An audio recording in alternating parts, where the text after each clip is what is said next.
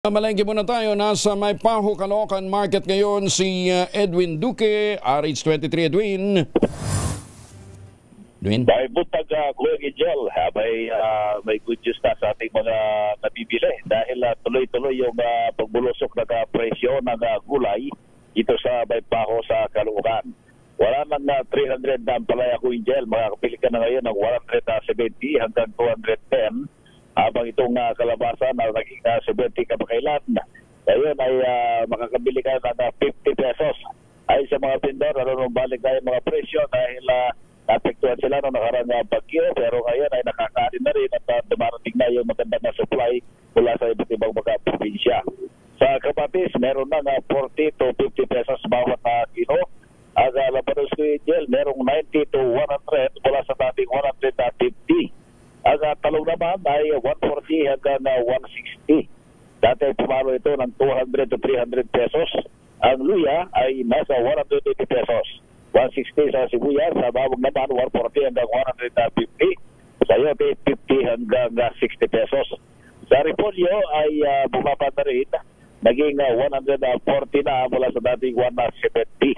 Ang pechay bagyo, bumaba na rin hanggang 140.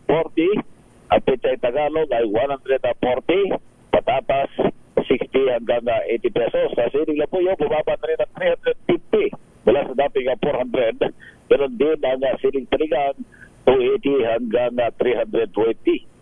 Sa yung mga tahon-tahon, yung dahon ng sili na naging 400 yung bigkis, nasa 280 to 350 bawat bigkis na ngayon.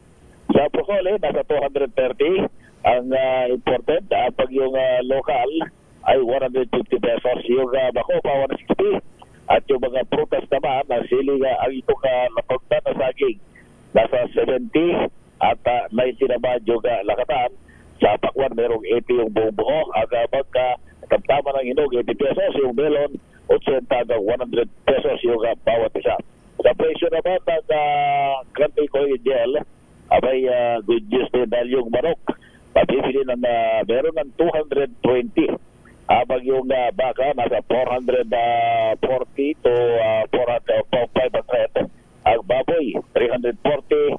Ang pork chop 340. Ang giniling 340. Ang pataulihan ay 260.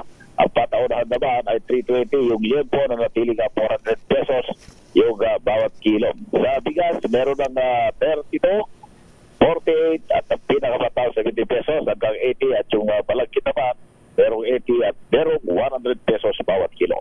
Yating ang price monitoring report mula pa rito sa Maypaho sa Caloocan. RH23 at ito kinagulat sa TISA Rates, una sa Pilipinas, una sa Pilipino.